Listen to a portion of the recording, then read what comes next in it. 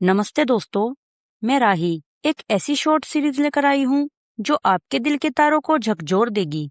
आज की कहानी उन माँ बाप की है जिन्होंने अपने बेटे की कामयाबी के लिए अपना सब कुछ दांव पर लगा दिया। अपनी उम्र भर की जमा पूंजी, अपनी पुश्तैनी जमीन और यहाँ तक कि माँ ने अपने गहने तक बेच दिए, सिर्फ इस उम्मीद में कि उनका बेटा एक दिन कामयाब होकर लौटेगा, उनकी जमीन और गहने छुड़वाएगा और उनके बुढ़ापे की लाठी बनेगा। पर अफसोस, वो बेटा कभी वापस नहीं आया। बेबसी की हद तो तब हो गई जब पिता अपनी आखिरी सांसें गिन रहे थे, तब भी वह नहीं लौटा। माँ बाप पूरी तरह टूट चुके थे। पर फिर माँ ने एक ऐसा फैसला लिया जिससे उस बेटे की रूह कांप गई और वह दर्द उसे जिंदगी भर रहा। वह हमेशा यही सोचकर तड़पता रहा कि काश उसने समय रहते अपने माँ बाप की कदर की होती। दोस्तों, यह कहानी हम सबको न सिर्फ सुननी चाहिए बल्कि इस पर अमल भी करना चाहिए, ताकि वक्त रहते हम अपने रिश्तों की अहमियत समझ सकें। चलिए सुनते हैं यह पूरी कहानी। क्या पता यह हमें अंधेरी गलियों से निकालकर सही रास्ता दिखा सके। एपिसोड 1, कसक। सविता जी की उम्र आज 67 साल है। जब वो सुरेश जी के साथ शादी कर इस घर में आई थी, तब लगा था जैसे जिंदगी की एक नई और हसीन शुरुआत हुई है। पर धीरे धीरे घर वालों ने उन पर बच्चा पैदा करने का दबाव डालना शुरू कर दिया। सास: सविता, 3 साल हो गए बहू। लोग अब मुझसे पूछते हैं कि क्या घर में कभी किलकारी नहीं गूंजेगी।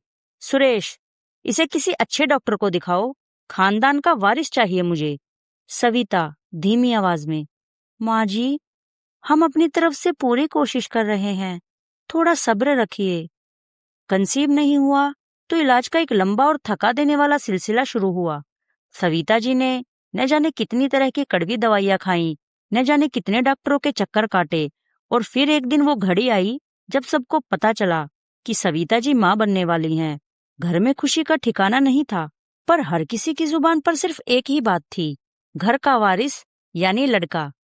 पड़ोसन: बधाई हो सविता, देख लेना बेटा ही होगा। तेरे चेहरे की चमक बता रही है कि कुल का दीपक ही आएगा।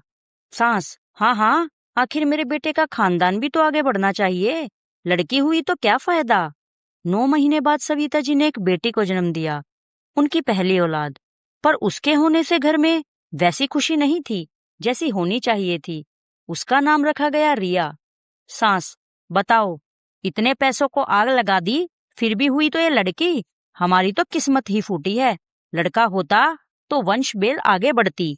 सास ने बेशक कड़वे बोल बोले, मगर माँ के मन में तो अपने बच्चे के लिए हमेशा ममता भरी रहती है। सविता कमजोर आवाज में: सुरेश, देखिए हमारी रिया कितनी मासूम है ना। सुरेश ठंडी आंख भरकर: हाँ, सुंदर तो है सविता, पर माँ ठीक ही कहती थी, आखिर लड़की तो एक दिन पराये घर चली ही जाती है। अपना तो वही होता है जो बुढ़ापे में सहारा बने। सविता जी और सुरेश जी ने रिया की देखभाल तो शुरू की, पर कहीं ना कहीं उनके मन में भी ये टीस बैठ गई थी कि लड़का नहीं हुआ, और यही एक कसक आने वाले समय में उनकी जिंदगी की सबसे बड़ी भूल बनने वाली थी। आगे की कहानी अगले एपिसोड में। दोस्तों, अगर आज का एपिसोड पसंद आया तो वीडियो को लाइक और शेयर जरूर करें। मेरी ऐसी ही और सच्ची कहानियों से जुड़ने के लिए हमें फॉलो और सब्सक्राइब करके मेरा हौसला जरूर बढ़ाएं। धन्यवाद।